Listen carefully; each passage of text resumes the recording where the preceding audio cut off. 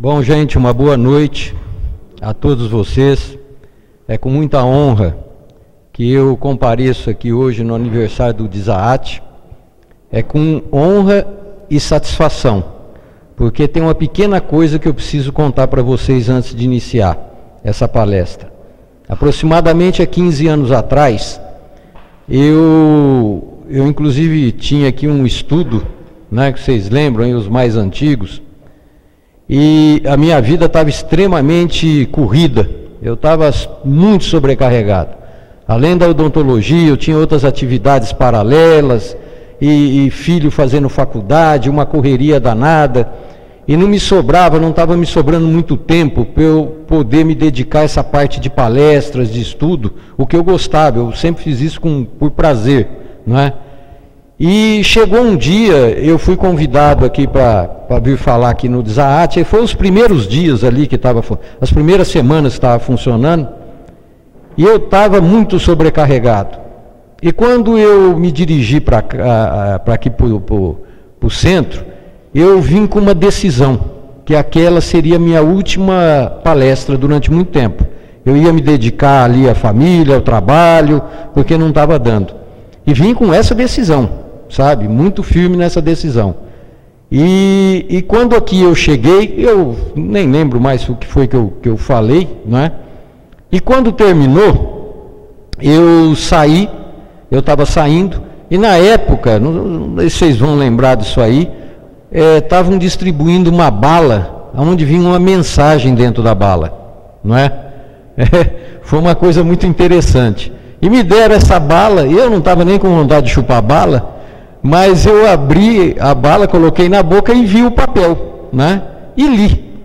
E naquele papel tinha uma mensagem, que eu inclusive depois escrevi, pus no computador, e hoje eu fui atrás, está lá, há 15 anos, estava lá nos meus documentos, a mensagem aonde eu copiei. Aonde a mensagem dizia exatamente isso aqui, eu até trouxe, hein, para vocês. Dizia exatamente isso aqui, falava assim, olha, o criativo, persevere, você tem a força, mas deve usá-la com sabedoria. Ao seu redor você encontrará compreensão e fidelidade. O sucesso estará garantido para aquele que souber agir com espírito criativo e senso de justiça. Quando eu li isso aqui, eu fiquei meio balançado, porque na época, no estudo que eu estava dando aqui no Francisco de Assis, nós estávamos estudando sobre sincronicidade, que era um tema que ninguém conhecia, nem dados da internet tinha, porque a internet também estava começando, não é?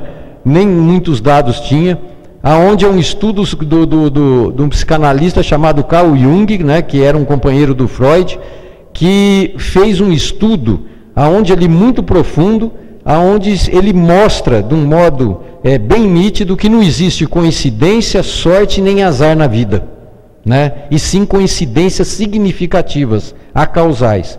E eu estava profundamente imbuído nesse assunto, mergulhei num estudo profundo, e eu não podia ignorar uma mensagem dessa.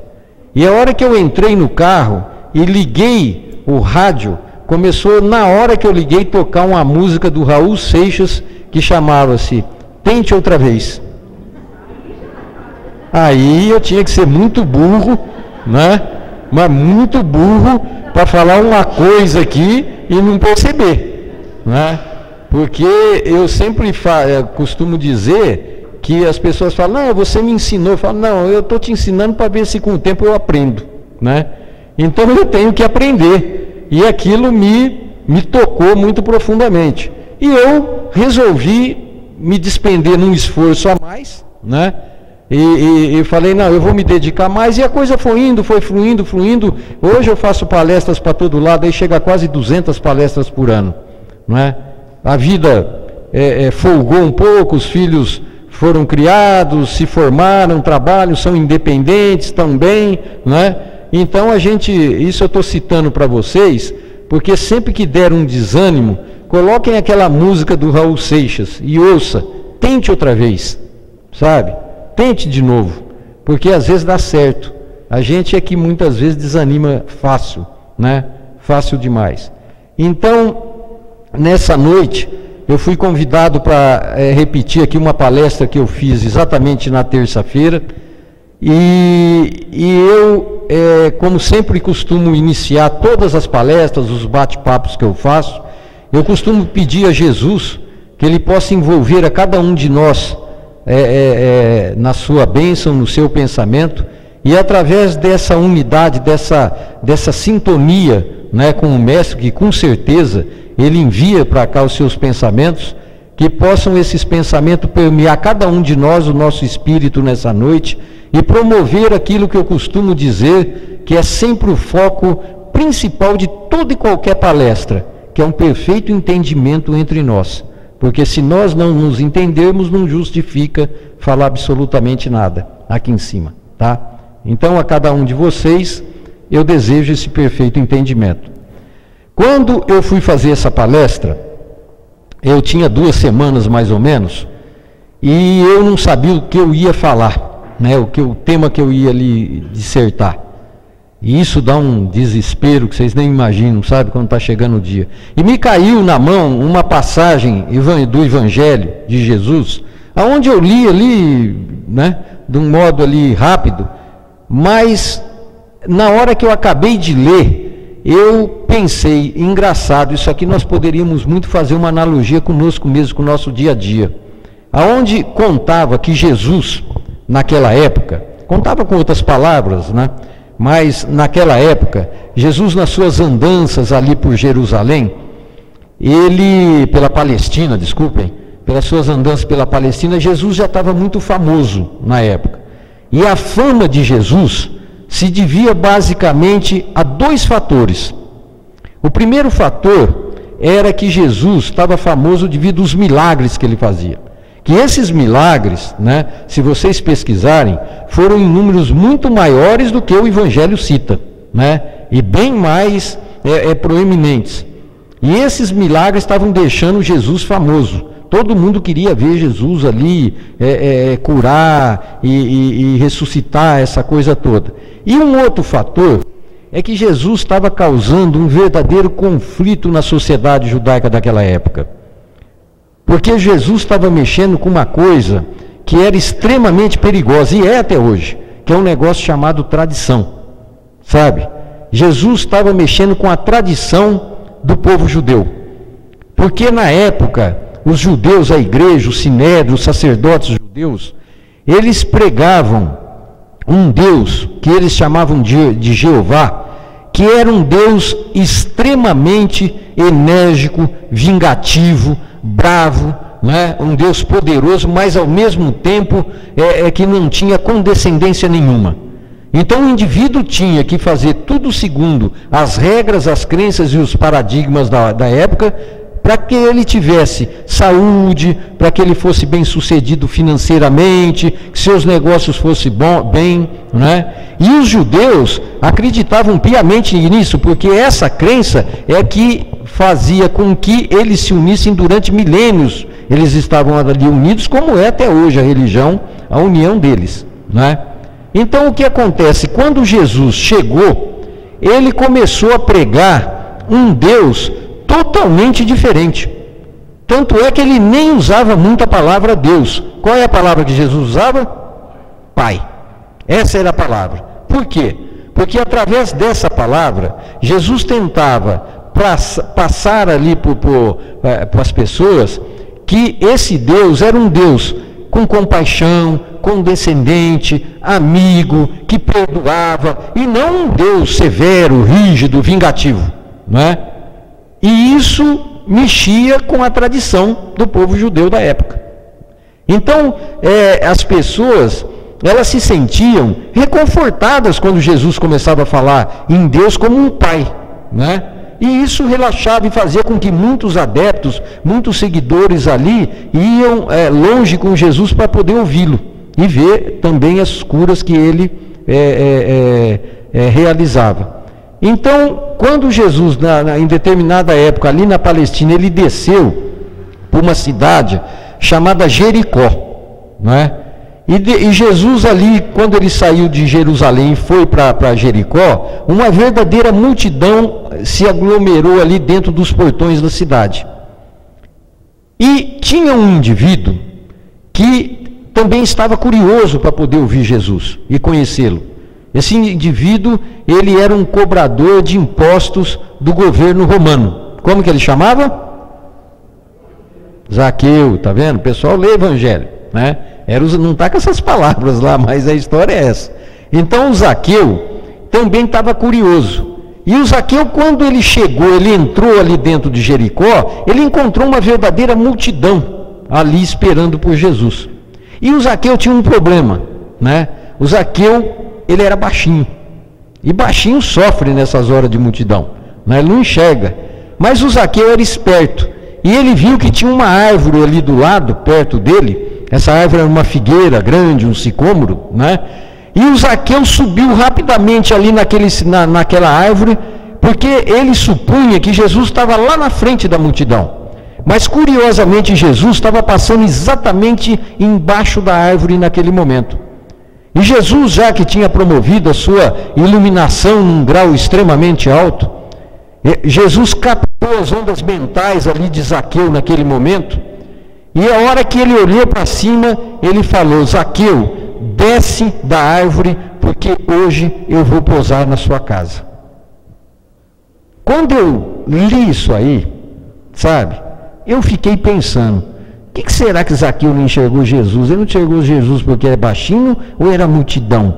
Era multidão ou era a estatura do Zaqueu, né? Porque se nós formos ver verdadeiramente ali, não era porque Zaqueu era baixinho. A barreira que estava interpondo entre ele e o que ele supostamente achava que Jesus estava lá na frente, não era o seu tamanho, era a multidão, era a barreira, era a multidão. Se nós formos fazer uma analogia conosco mesmo, né, nós vamos ver que em nível espiritual, todos nós somos baixinhos, todos nós, sabe? A humanidade está mais ou menos numa faixa de estatura espiritual quase que nivelada. Quase que nivelada. O problema, sabe, não é a estatura, porque de vez em quando reencarna algum espírito que vem um pouco mais alto espiritualmente, vamos assim dizer. Vem uma Madre Teresa de Calcutá, vem um Chico Xavier, vem um Gandhi, vem uma Irmã Dulce, vem esse pessoal. E o que acontece? Eles fulguram no meio da multidão, eles aparecem de um modo muito violento, né? Eles sobressaem sobre todos, porque eles vibram, eles estão mais alto espiritualmente do que a maioria.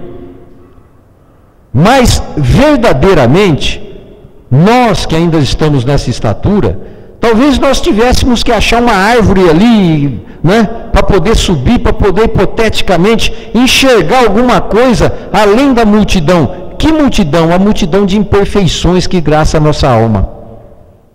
Porque o que interpõe entre nós e vamos dizer assim, uma consciência divina, um poder divino, um Pai, Deus, deem o nome que vocês quiserem, lá na frente dessa multidão, sabe? Não é a nossa estatura espiritual, é a barreira de imperfeições.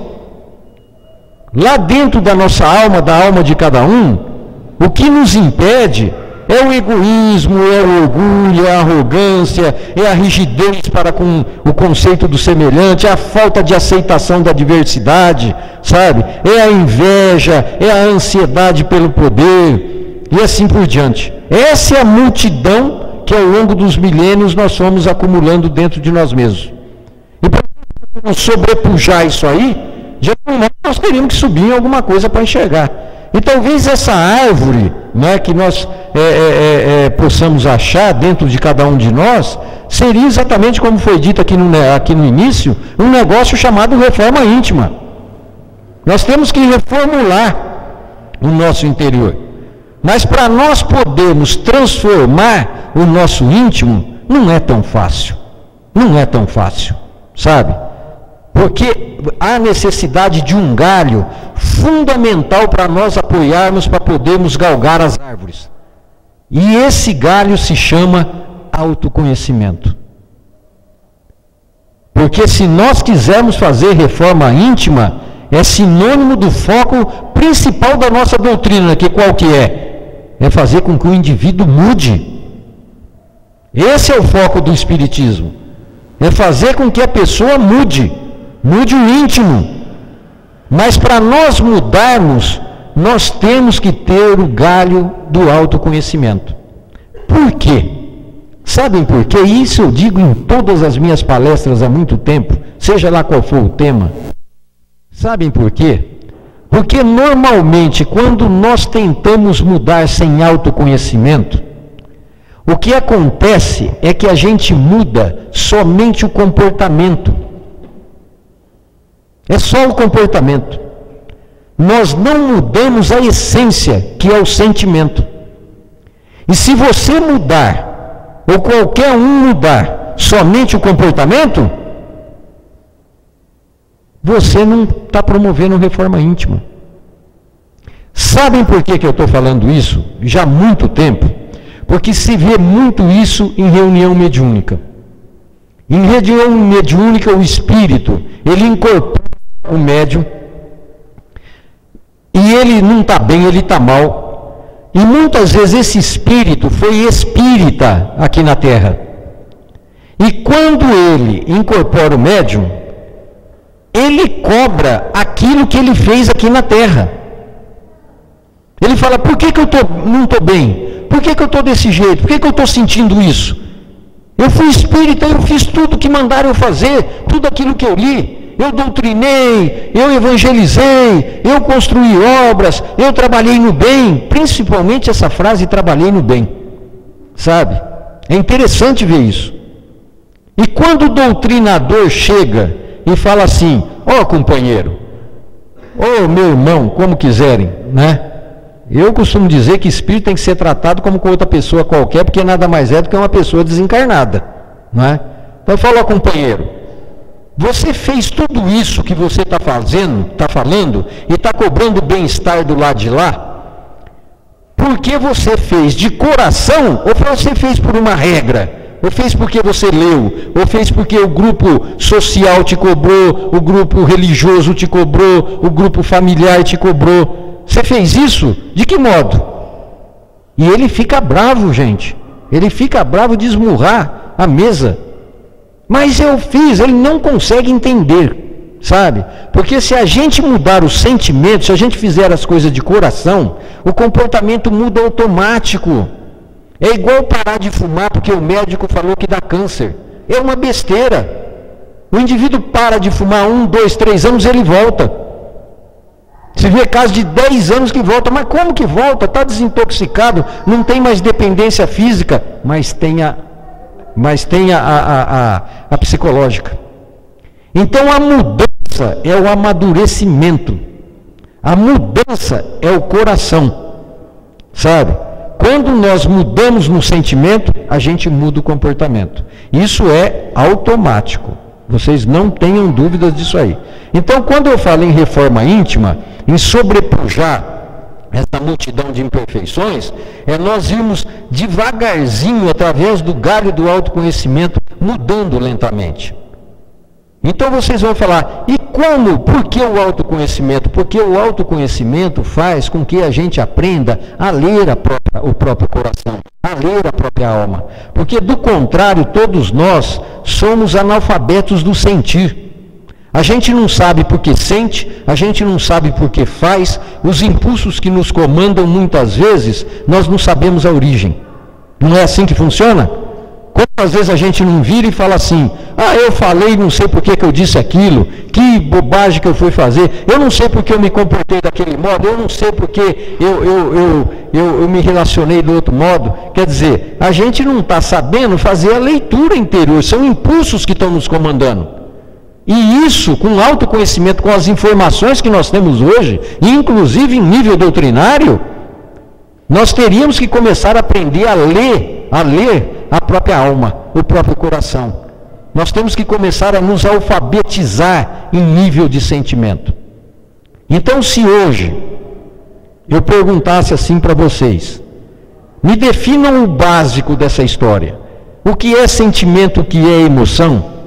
Poucas pessoas iriam definir adequado. Porque tem até certas ramificações de nível profissional em que a pessoa fala assim, não, o profissional fala assim, a única diferença entre sentimento e emoção é a intensidade que se manifesta.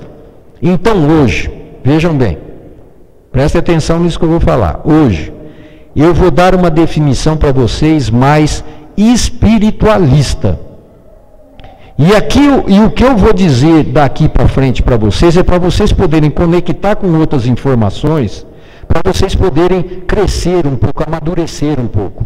Porque não são informações em nível técnicas e profissionais, porque a minha formação também não é nessa. A minha formação é na área odontológica, então, muitas vezes, tecnicamente, eu não vou entrar fundo nisso aí, porque não justifica. Mas em nível espiritual, eu vou dar uma nova concepção para vocês. Então eu vou dizer que sentimento, né, é uma faculdade que a gente traz, é uma faculdade inata do espírito. Quando a gente reencarna aqui na Terra, nós já trazemos dentro de nós, em padrões de energias emocionais, uma vibração de tal nível aonde o sentimento é uma propriedade que já vem junto. É uma propriedade do quê? De nós conseguirmos perceber as impressões afetivas, nossas e dos outros. Eu vou citar um exemplo, porque o exemplo é melhor do que qualquer coisa para vocês visualizarem e poder diferenciar depois uma coisa da outra, não é? Eu acho que foi a Maria que eu falei na palestra, né, na outra que eu citei. Mas a Maria, ela tinha uma amiga. Essa amiga da Maria, ela namorou um rapaz durante muitos anos, não é? Mas um dia o rapaz chegou e falou assim para a amiga da Maria: olha, eu não quero saber mais de você porque eu arrumei uma outra namorada e eu estou apaixonado. A amiga da Maria desmontou, né? Desmontou em cima dela mesmo. Eu sempre que eu falo isso aí, eu lembro da minha mãe. Minha mãe virava e falava assim: não empata a moça, né? Na época dela, empatar a moça queria dizer isso: não namora e depois não casa, né? Então ela fala: não empata a moça. Quer dizer, o rapaz empatou a amiga da Maria. E a amiga ficou muito mal. A amiga ficou com depressão, uma ansiedade muito grande, ficou com aquela constrição dentro dela. Mas a Maria, ela tinha essa faculdade inata de perceber a impressão afetiva alheia. Ela tinha essa empatia, ela captava e ela vibrava em nível de coração, sabe? E a Maria foi, pegou a amiga, amparou, aconselhou e conseguiu fazer com que a amiga saísse do estado de depressão que ela se encontrava. Isso é sentimento. Quando nós temos um sentimento, nós vibramos nesse padrão de afetividade. O que acontece é que isso emerge, essas vibrações, dos nossos chakras superiores, ou dos centros de força, como diz o André Luiz. Então aqui do coronário, do frontal, do laríngeo, do cardíaco, emanam as vibrações, os chakras emanam essas vibrações, e sentimento é basicamente isso aí. Emoção, para a gente aprender a ler o próprio coração, é diferente. Emoção, quando nós temos uma emoção, é como um abalo na alma, é um terremoto, é uma comoção, né? É um abalo que emerge da onde? Não dos chakras superiores, mas dos chakras inferiores. Então aqui do esplênico, do básico, que é onde é a parte sexual, a parte instintiva, né, do umbilical e assim por diante. Então a emoção é como um abalo que emerge, uma vibração que emerge devido a um estado interior em que nós nos encontramos, né? Em que nós nos encontramos. Exemplo: a Maria, ela era solteira e tinha um filho, um garoto. E a Maria, ela, em nível sentimental, ela já tinha largado mão. O relacionamento não tinha dado certo, o primeiro relacionamento, ela teve o filho. Aí ela falou: olha, eu vou me dedicar a esse meu filho, vou criá-lo da melhor modo possível, vou trabalhar, vou ser uma profissional bem-sucedida, vou ganhar dinheiro e vou dar a esse menino tudo que eu puder de melhor. E assim ela fez, e teve êxito, sabe? Estava criando o filho, até o dia em que aconteceu o quê? Ela conheceu um rapaz. E quando ela olhou para o rapaz olhou para ela, deu aquele choque, aquela química, né? Que negócio. Aí a Maria ficou meio assim, e um dia um amigo daquele rapaz chegou para ela e falou: Maria, o negócio é o seguinte, sabe o fulano de tal lá? Ela falou: sei. Falou: ele vai vir conversar com você, vai te convidar para jantar. Aí a Maria já arrepiou, né? Aí ela já ergueu, aí ela já ficou mais animada. Aí a Maria virou e falou assim: não, é sério, não, é. Aí mulher, quando fica animada, o que ela vai fazer? O que a mulher faz? Vai o quê? Vai para o cabeleireiro e depois vai para lá e vai comprar um vestido. E a Maria foi para o cabeleireiro e depois foi para a loja. E ela falou: agora eu vou comprar um vestido, vou me arrumar, né? E vou sair com o rapaz. E chamou aquela amiga dela, que ela havia consolado, né, erguido a amiga, e a amiga foi. E a Maria foi para uma loja, chegou na loja, provou um vestido, aquele vestido maravilhoso, caiu bem. A Maria era uma moça ainda jovem, muito bonita, né? Comprou aquele pretinho básico, maravilhoso. Aí ela provou e falou: não, esse aqui eu vou levar. Mandou embrulhar. Aí ela viu o que do lado? Ela viu uma sandália, daquelas poderosas. E mulher não aguenta, né? Mulher com sandália é igual homem com moto e computador. Ele vê, não aguenta, ele tem que comprar, né?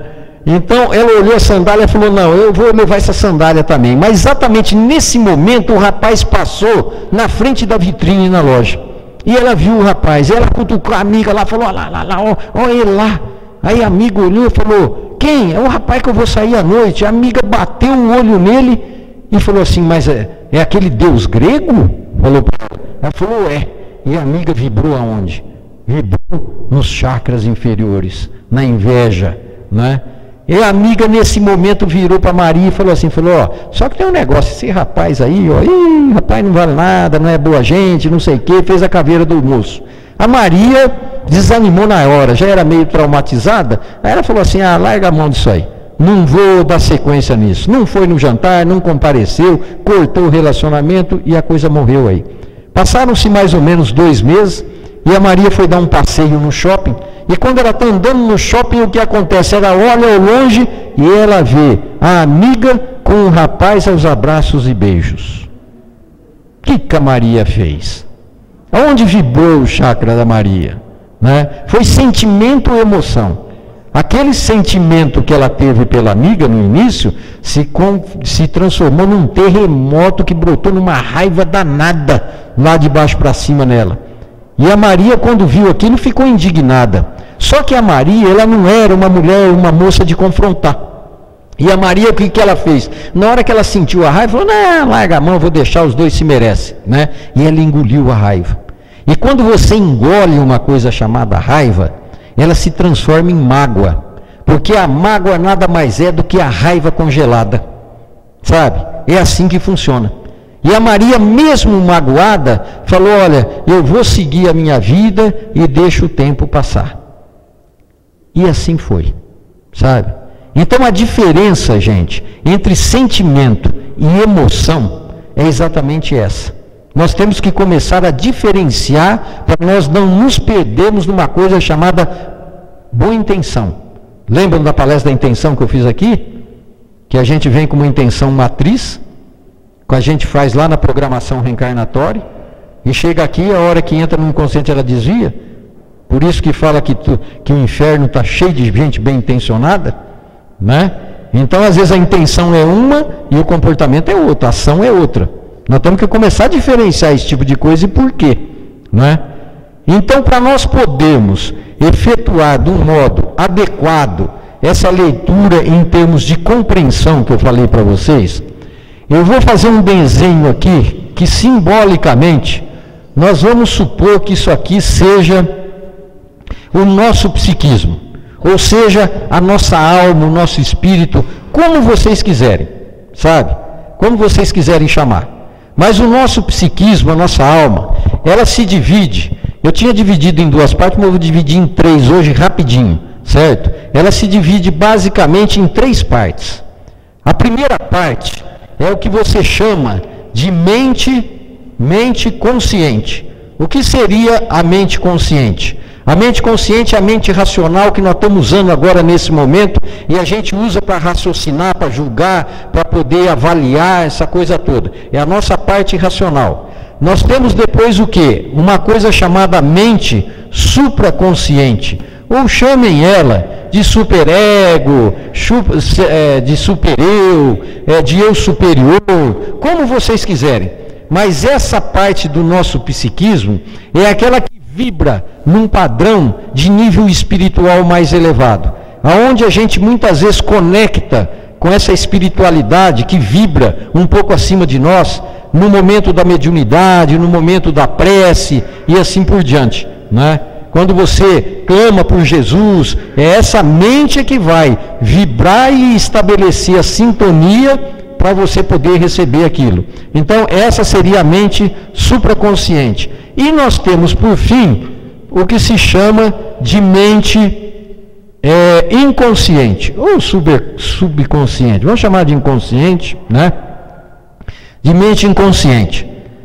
Na mente inconsciente é que começa o problema, porque a nossa mente inconsciente, ela funciona como um arquivo. Quando a gente vive em determinada vida, nós temos o quê? Nós temos experiências, nós somos educados pela família, nós sofremos influências do meio, nós já trazemos uma bagagem espiritual de tendências e vocações, não é assim? Quando a gente desencarna, quando a gente morre, o que acontece? Passa-se o véu do esquecimento, porque tudo aquilo que a gente vivencia, ela fica arquivada em nível de mente inconsciente. Então todas as nossas emoções, os nossos sentimentos, as nossas imperfeições, né? As nossas crenças, as interpretações muitas vezes erradas de determinadas situações, os nossos paradigmas, fica tudo ali. Fica tudo ali, nada se perde. Nessa encarnação você é o João, na outra você vai ser o José, a Maria vai ser a Márcia e assim por diante. Nós já tivemos N reencarnações, né? Milhares de reencarnações. Cada uma nós tivemos uma personalidade, nós éramos de um jeito, com determinadas experiências. A soma dessas personalidades é o que se chama individualidade. Então cada um de nós aqui somos um indivíduo. Nós temos uma individualidade composta de diversas personalidades. Então todas essas tendências estão exatamente aqui, em nível de mente inconsciente. Com o passar do tempo, essas experiências, elas vão formando fulcros de energias emocionais, que você pode traduzir por níveis, né? Então nós vamos formando níveis, e supostamente cada vez melhores. A gente tem que sair sempre um pouquinho melhor do que quando chega, né? Então aqui, o que ocorre? Quando isso aqui começa, de certo modo, a se aglomerar ao longo de sucessivas encarnações, como eu disse, isso começa a ser gerenciado por um mecanismo psíquico. É um mecanismo que foi colocado por Deus para estabelecer o nosso processo de crescimento espiritual. Esse mecanismo, ele se chama ego. É o ego, gente, que gerencia tudo isso aqui.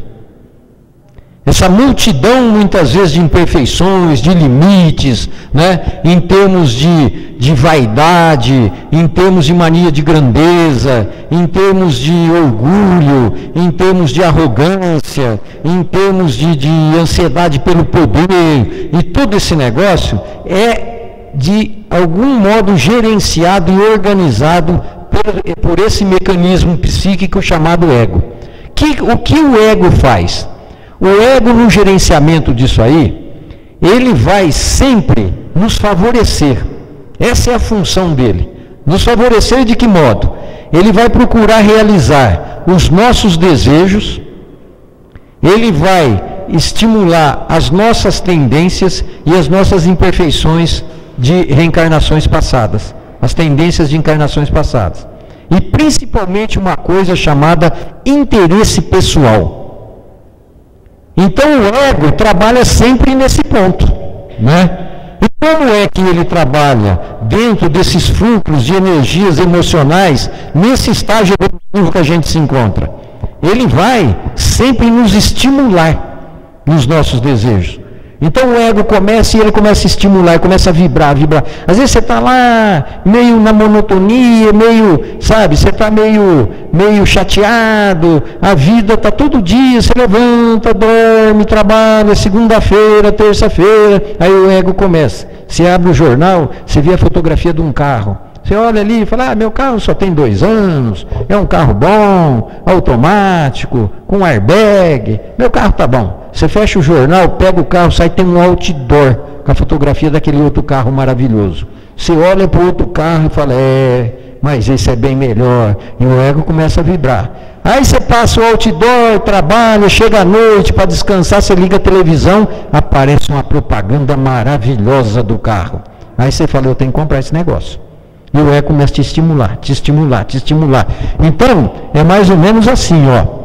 Você começa de um ponto, você vai, até que chega num ponto que é quase que insuportável e você não resiste. E você faz o quê? Aí você compra.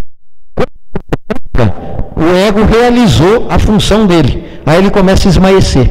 A vibração vai esmaecendo. E você vai fazendo o quê? Você vai decaindo, até chegar num estado, normalmente, de serenidade, de relativa paz, de monotonia, de tudo aquilo que eu falei novamente. Né? E isso vira um saco sem fundo. Porque a hora que você volta aqui, a função do ego é estimular de novo. Ele não vai te deixar quieto.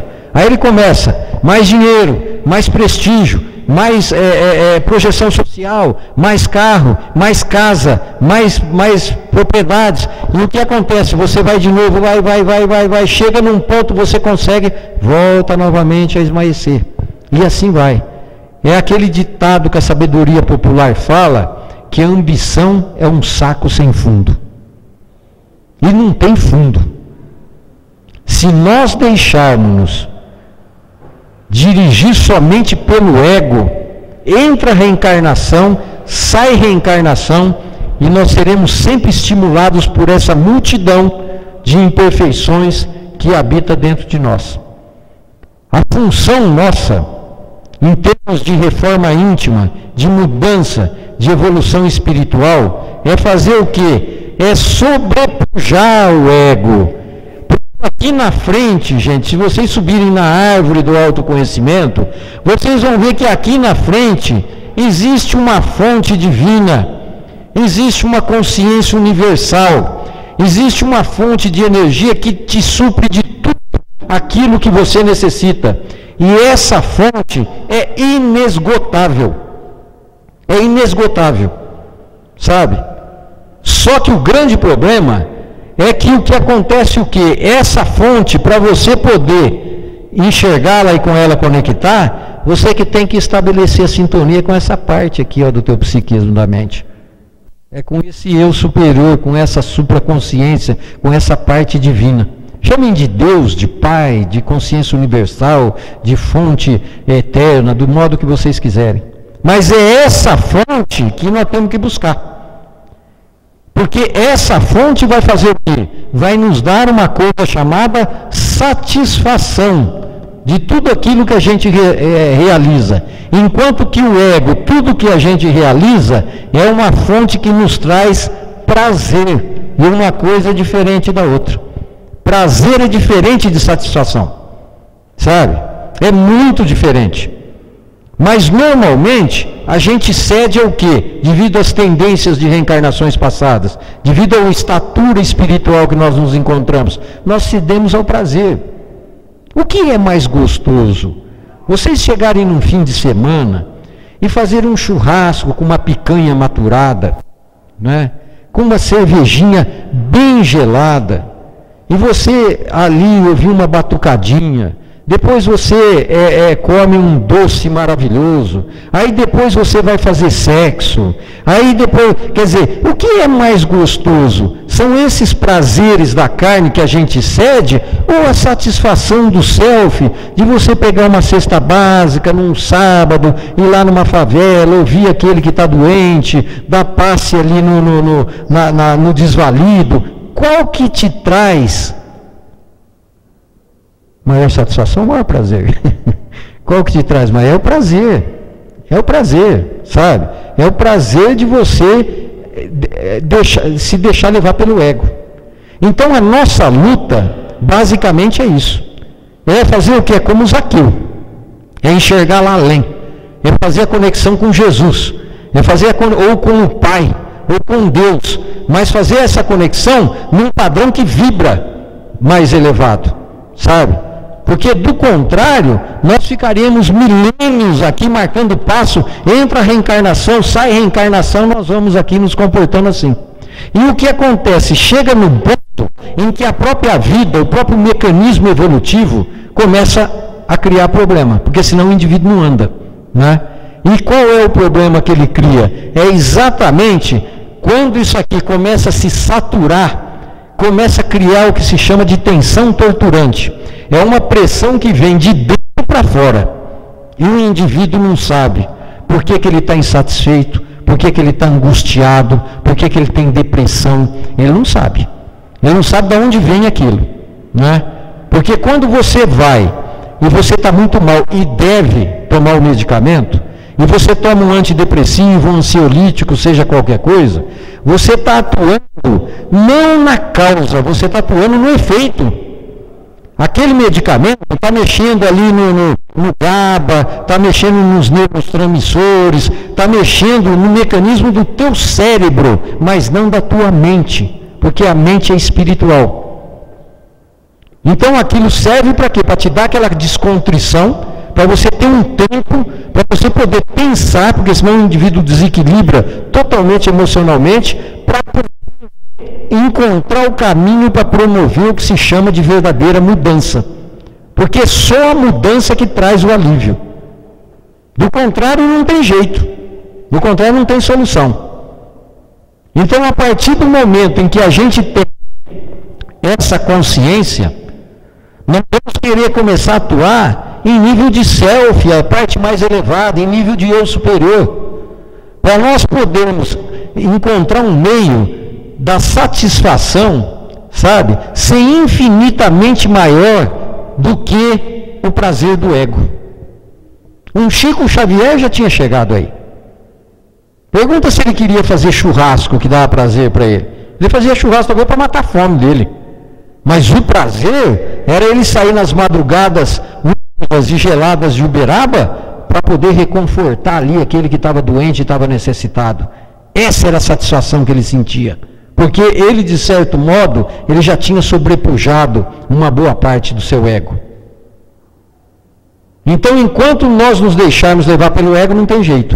Então, voltando, o que acontece? Quando isso ocorre, o ego começa no seu trabalho da excitação, depressão, começa a formar essa pressão que eu falei para vocês. E quando essa pressão se torna insuportável, o que acontece é que o nosso psiquismo abre, vamos assim dizer, de um modo automático, uma válvula de escape. E o indivíduo tenta sair para todo lado, porque quando dói, o cara procura alívio. Não é assim que funciona? Quando nós estamos mal, aí vai para o centro, vai fazer yoga, vai fazer acupuntura, vai fazer não sei o quê, porque a pessoa está mal. Então ela procura uma válvula de escape. Mas normalmente essa válvula de escape, às vezes ela tem caminhos perigosos, sabe? Um dos caminhos que normalmente a gente procura é exatamente na válvula de escape, é dar vazão numa coisa chamada prazer. O prazer alivia. O prazer alivia. Você chega mal em casa, o trabalho foi insuportável, o que a pessoa faz? Ela senta, pega um copo de uísque bem quente, entendeu? E joga para dentro. Aquilo desce raspando, no começo não é gostoso. Isso aí não é gostoso, mas traz alívio. Alívio do quê? Daqui, ó, dessa pressão, dessa angústia, dessa depressão, dessa ansiedade que ele não sabe de onde vem esse negócio. Ele fala, de onde vem isso? E ele não tem resposta. Como ele não tem resposta, ele vai pelo prazer. E o prazer é perigoso, porque às vezes ele leva no vício. Esse é o grande problema. Aí o álcool, às vezes a pessoa tem acesso, tem dinheiro a outras coisas. O álcool traz um alívio relativo, aí ele vai para a cocaína. A cocaína ele vai dar uma cheiradinha, fica poderoso, fica dinâmico, fica empreendedor, né? Tudo aquilo que aqui está causando, às vezes, a timidez, está causando a angústia, está causando a frustração, está travando ele profissionalmente, ele deslancha. né? Mas isso não é o caminho ideal. Às vezes, a pessoa também, por sua vez, ela não tem tendência ao vício. Existe isso também, né? Existe aquela pessoa que ela não dá vazão. Quando ela não dá vazão, o que ela faz? Ela tranca a válvula. Ela praticamente faz o que? Ela tranca aqui, ó. Ela fecha isso aqui, ela não deixa passar nada. Ela nem transparece às vezes para os outros. É aquela pessoa que está sempre rindo, sempre cordalta, né? Mas o que acontece? Quando aqui a pressão está insuportável e a válvula fecha, ocorre uma coisa chamada somatização. Aí, essa tensão psíquica, essa tensão torturante, essa pressão, ela vaza em manifestação somática para o corpo. Aí vem as doenças, muitas vezes psicossomáticas. A pessoa tem aquela alergia, ela não sabe de onde vem a alergia, né? Ela não sabe. Ela toma antialérgico, fica grogue o dia todo, mas o antialérgico não cura. Aí o médico vira e fala, é emocional. Ela fala, alergia emocional? Mas é daqui, ó. É isso aqui que eu estou descrevendo para vocês, sabe? Vem as doenças autoimunes, que é uma coisa curiosa. O próprio anticorpo que foi criado pela natureza para combater as bactérias e vírus que são invasoras do nosso corpo, do organismo, o próprio anticorpo começa a atacar os órgãos da pessoa e começa a destruir. Aí vem o lúpus, aí vem o vitiligo, aí vem o problema de tireoide, o mal de Hashimoto e assim por diante. Nada mais são do que doenças psicossomáticas. Ou seja, o indivíduo não deu vazão, mas isso aqui não deixou de existir. É o que eu falei, não adianta mudar o comportamento. Não adianta fazer de conta que está tudo bem. Não, está uma maravilha, eu não faço mais isso. Não, você tem que mudar, meu irmão, você tem que achar a causa. Qual é a causa do efeito? Essa é a solução. A mudança só de comportamento não muda ninguém, muda só o comportamento, mas não muda o sentimento, não amadurece, né? Não acha a causa muitas vezes das dores.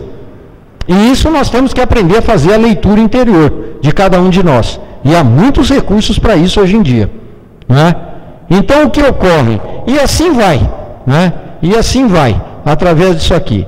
Mas o ponto que eu quero chegar, e quando eu li aquilo, que eu fui fazer a palestra, a passagem me veio na cabeça, foi exatamente dizer que os vícios químicos, porque a gente quando fala prazer e fala em vício, a gente, para aliviar, a gente automaticamente liga na parte química, né?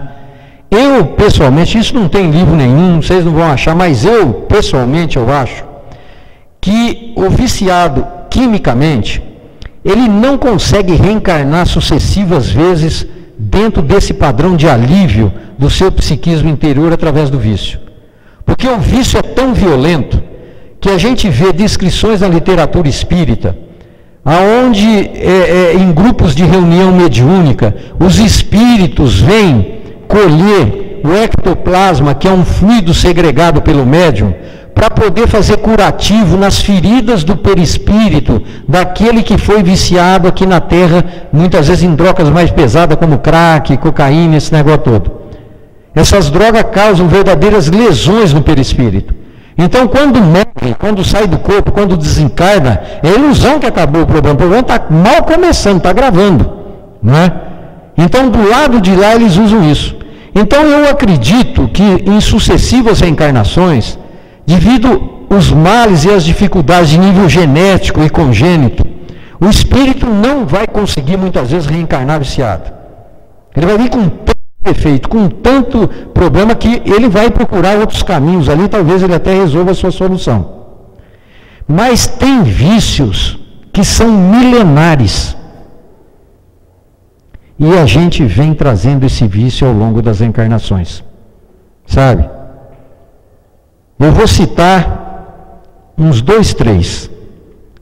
O primeiro vício, que se chama vício moral. Isso, é por isso que nós estamos aqui, ó, até hoje aqui, ó, cultivando isso aqui, está aglomerando cada vez mais. Os vícios morais, nós vamos colocar um aqui, ó. Vamos colocar primeiro o julgar. Julgar os outros dá um alívio, vocês nem imaginam. Mas não dá. Quando você olha para trás, você está com algum problema, você está com dificuldade financeira, você está com problema de saúde, você olha para trás e vê um cara pior que você está julgando. Você olha e aquilo dá um alívio quando você fala assim, ó, ele está mais quebrado que eu devo só tanto no banco, mas ele, ó, a minha glicose, estou diabético, a minha é só 120, a dele está 200. Aquilo dá um alívio na gente. Não dá alívio? É o alívio, é a válvula de escape abrindo, sabe? Mas é um julgamento. Sabem por quê? Porque não julgar, gente, é impossível a gente fazer. O julgamento é um processo em que ele começa a desenvolver junto com a cognição quando a gente é bebê. Para você poder fazer uma escolha, você tem que comparar. E para você comparar, você está julgando. Você fala, essa cadeira é bonita, aquela cadeira ali é mais bonita ainda. Qual é a cadeira que eu vou escolher? Eu vou escolher a outra. Né? Vou na outra cadeira. É uma escolha, mas você está avaliando, você está julgando. Né? O problema com o nosso semelhante no julgamento moral, qual que é? A gente julga, automaticamente a gente critica e automaticamente a gente condena. É ou não é? É verdade. A crítica é um problema. A gente poderia parar no julgamento. Você escolhe, avalia, julga adequadamente e para ali. Mas para dar alívio, isso nos dá satisfação, nos dá prazer e bem-estar muitas vezes, nós temos que criticar. E creiam em mim, o indivíduo que se deixa levar por esse vício e fica crônico, a crítica é o caminho mais curto da infelicidade. Vocês podem começar a notar que as grandes dificuldades financeiras, as grandes dificuldades de saúde, elas são muito mais exacerbadas quando o indivíduo é muito crítico. A crítica tem esse efeito colateral, sabe? Então nós temos que aprender a fazer o quê? A julgar e parar aqui, ó. A gente intercepta esse negócio aqui, porque o conhecimento e a vontade de mudar promove isso aí na gente. A gente consegue fazer isso aí. O segundo, vamos colocar aqui. Vamos colocar o exibir. Vocês já repararam como que exibir dá alívio? Dá um alívio danado, sabe? Você não está bem, está mal, mas se você pegar o carro do último tipo, uma roupa de grife do último tipo, encher o bolso de dinheiro e sair ali numa festa onde todos os teus amigos vão ver, nossa, dá um alívio. Por quê? Porque você está satisfazendo o teu ego na vaidade. Isso dá alívio. Não essa exibiçãozinha besta, porque tem umas exibiçãozinhas aí que não é pecado. São as crônicas. Aquelas, sabe, muito exacerbadas através das reencarnações. Exemplo, vou contar um exemplo para vocês. A Maria, nós vamos deixar a Maria falada hoje. A Maria, ela foi tocando a sua vida naturalmente, né? Criando o seu filho, e o tempo passou. Passaram-se ali uns anos. Chegou um dia, o mesmo amigo daquela amiga traidora dela, que tinha ido conversar, que falou que o rapaz ia procurá-la, voltou a procurar Maria. Falou, Maria, sabe o camarada lá? Maria falou, sei. Por que você falou aquilo? Por que você fez aquilo com ele? Aí a Maria contou, não, é que aí foi uma bobagem, ela lá falou umas coisas que nem sei se é verdade, aí eu me afastei. Ele falou, não, o rapaz é um rapaz íntegro, né? Ele falou, o rapaz é bonito, é sério, é bem situado financeiramente. Falou, e ele vai voltar a procurá-la. Porque ele está lá com a outra, mas ele pensa em você cedo, à tarde, à noite e de madrugada. Aí a Maria arrepiou de novo. Qual foi a primeira coisa que ela lembrou?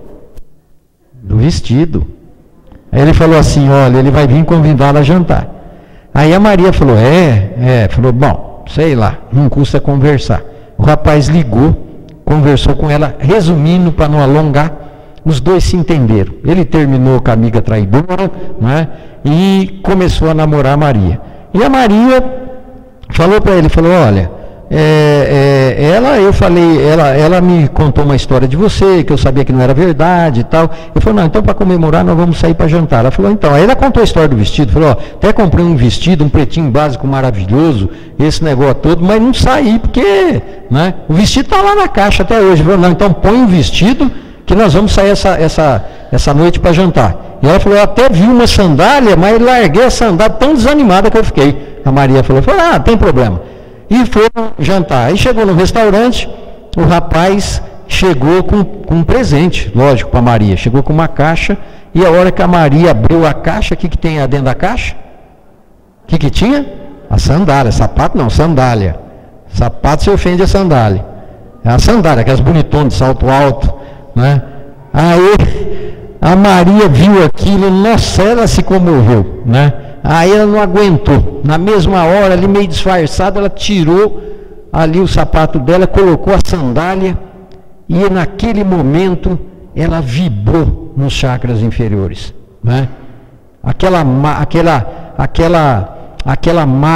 raiva que ela tinha sentido e que transformou em mágoa, né, que foi a raiva congelada, sofreu o processo de continuidade.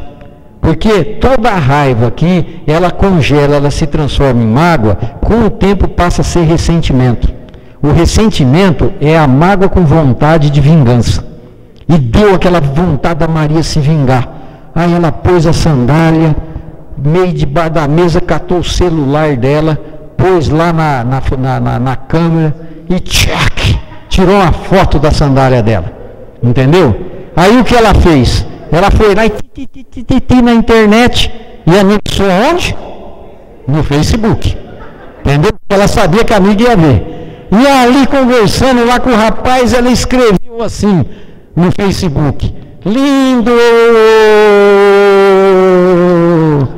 E pôs a fotografia embaixo. Olha o que eu ganhei dele, sabendo que a amiga ia ver. Foi sentimento ou emoção? Emoção, os chakras inferiores vibraram, sabe? Então ela precisava exibir, por quê? Porque o seu psiquismo, que estava tão pressionado numa tensão tão grande durante tanto tempo, aliviou, pelo menos momentaneamente. É assim que funciona a vida, gente. Sabe? Nós somos isso, ó. Nós somos isso. Se nós quisermos fazer reforma íntima, se nós quisermos mudar verdadeiramente, se a gente quer reencarnações cada vez mais suaves, mais leves, mais tranquilas, mais amenas, se nós quisermos abrir a janela do quarto numa segunda-feira e sentir a alegria de ver o céu azul, nós temos que se mudar.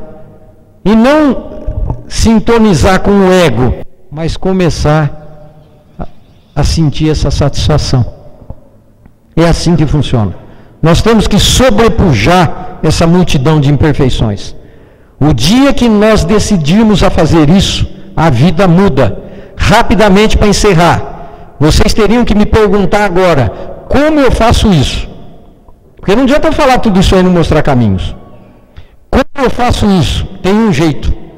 E tem um jeito que é simples. De tão simples, nós esquecemos a eficácia disso aí. Sabe? Isso aí chama-se prece. Jesus falava: pede-vos será dado, bate-vos abrirá. Mas a prece, normalmente, a gente faz do modo errado. Sabem por quê? Porque você tem, às vezes, vontade de mudar, mas é uma vontade, não é com querer. O que quer dizer isso aí? A vontade de querer é a vontade com sinceridade. É quando a gente entende que não tem outro caminho para a paz e para a harmonia, o caminho é esse. É estabelecer a sintonia com essa parte da mente, não tem outro caminho. E aí começa a despertar a vontade de querer, ou seja, com sinceridade. Quando a gente começa a fazer isso aí, é automático. Começa a nascer, e a gente não sabe da onde, das profundezas da alma, uma coisa chamada convicção, chamada certeza que aquilo que a gente está desejando vai acontecer. Quando emerge isso, você realiza. Já falei inúmeras vezes, muitos devem até saber o que eu estou dizendo.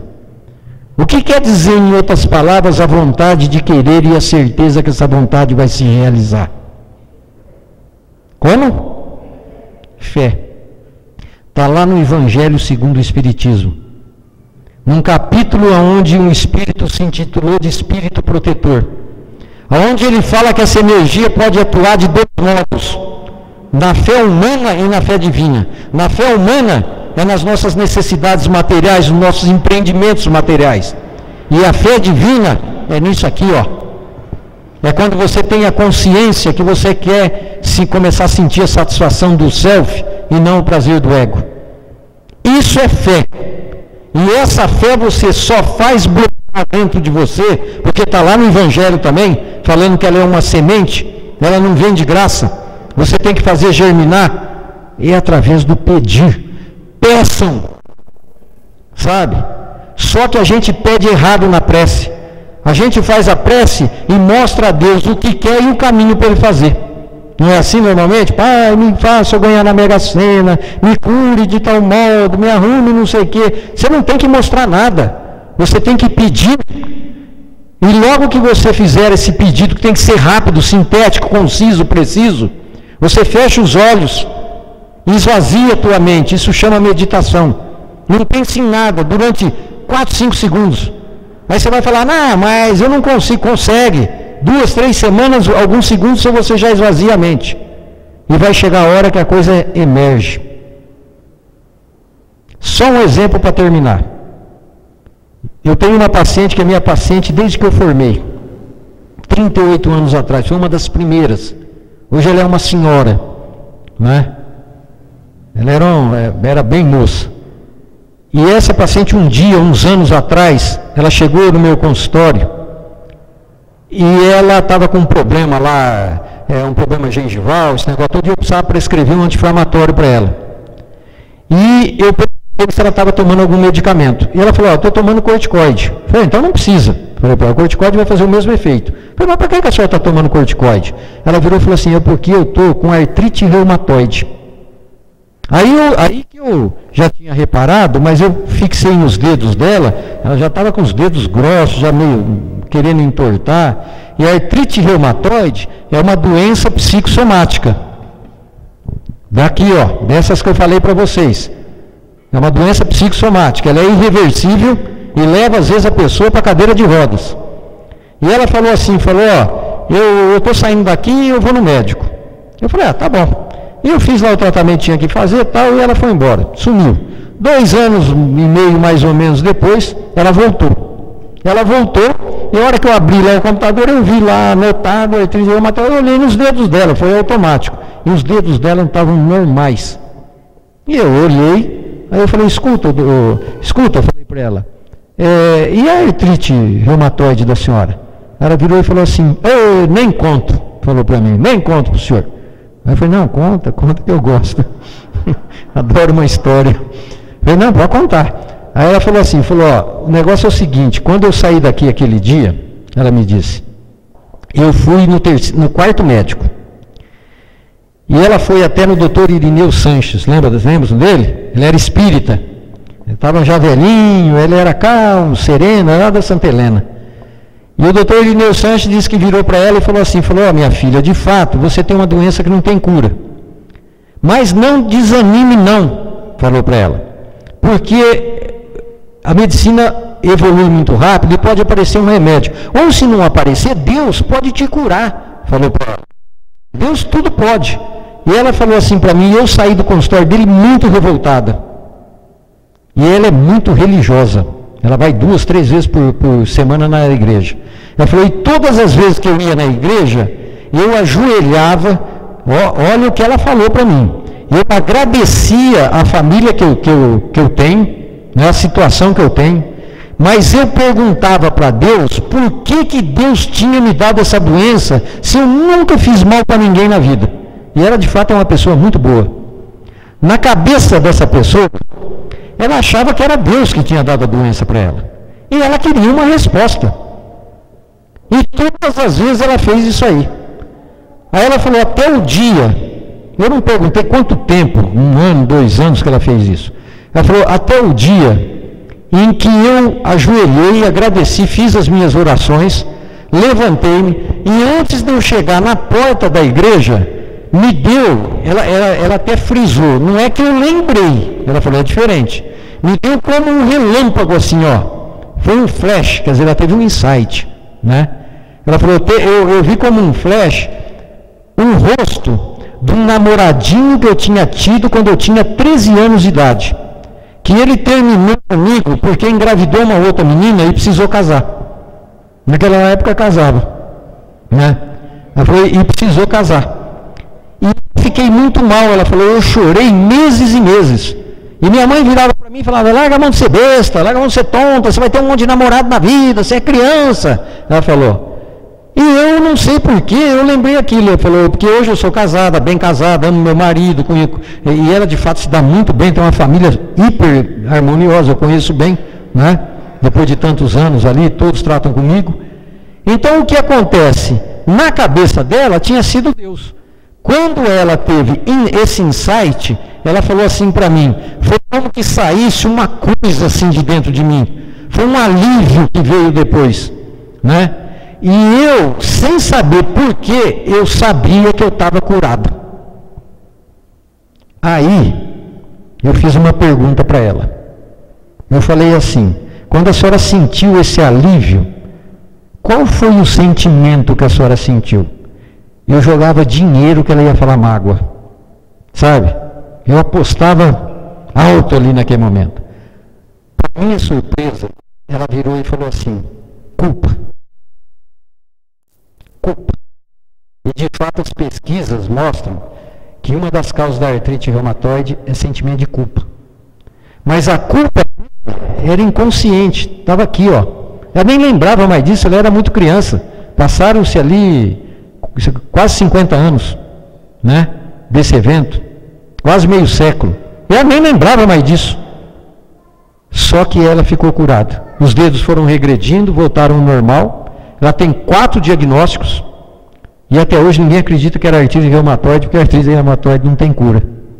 Mas o que foi que aconteceu com ela?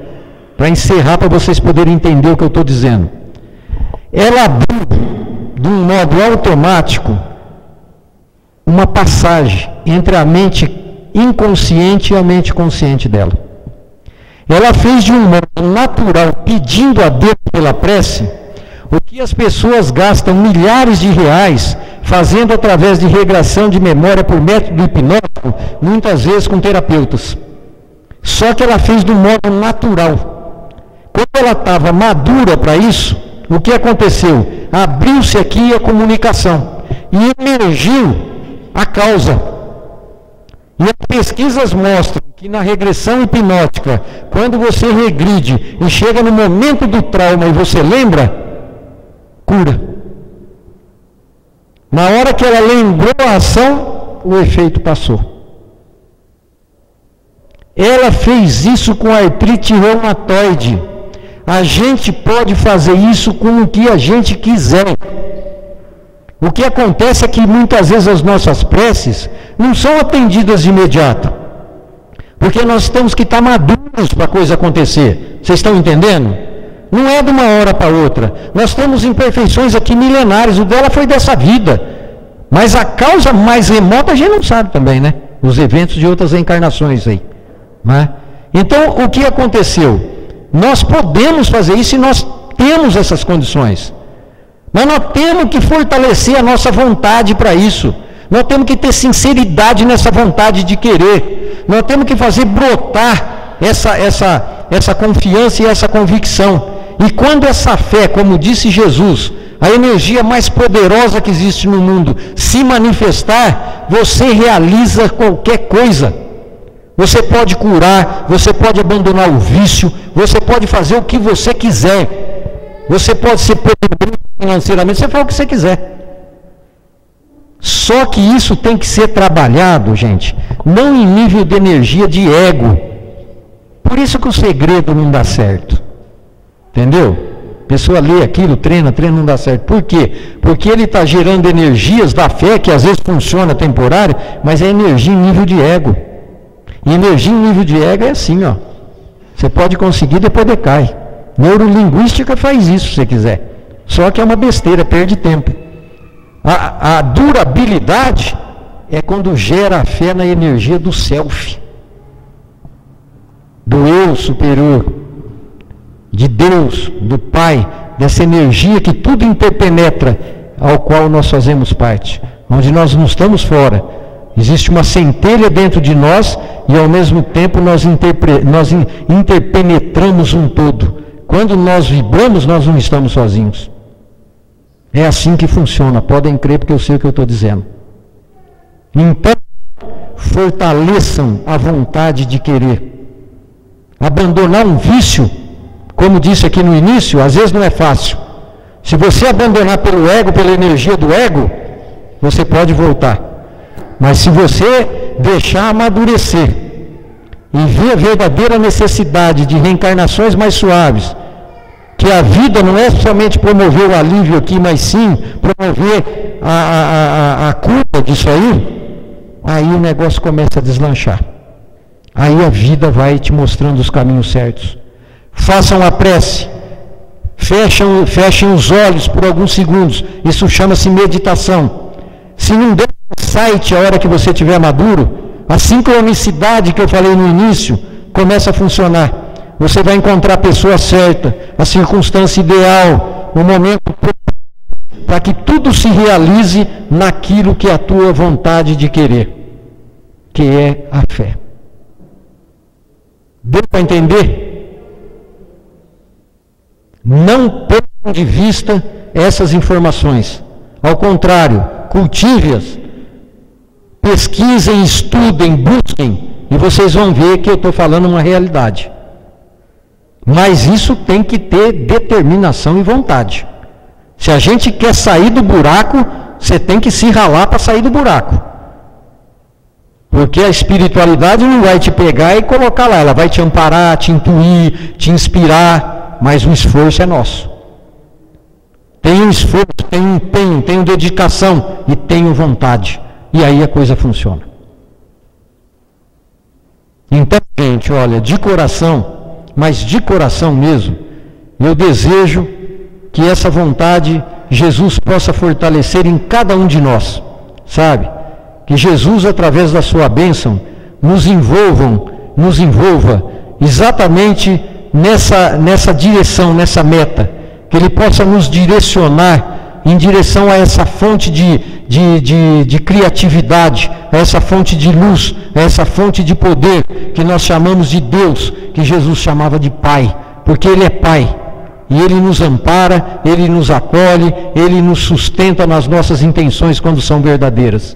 Então a cada um de vocês, que a luz brilhe no íntimo de cada um, com muita harmonia, com muita paz, com muita serenidade e com muita vontade individual de cada um, e que Deus os acompanhe agora e sempre. Muito obrigado e até uma próxima oportunidade. Fiquem com Deus.